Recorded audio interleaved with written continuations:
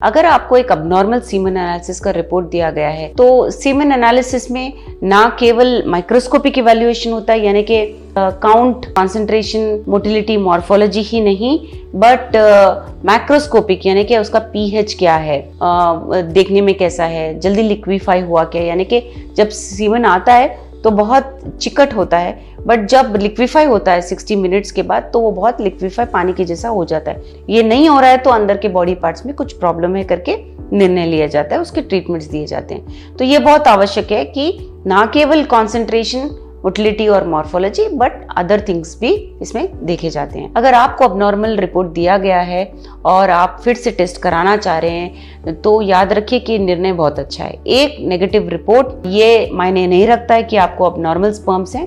आपको अवश्य एक और टेस्ट करा के इस रिपोर्ट को कंफर्म कराना चाहिए।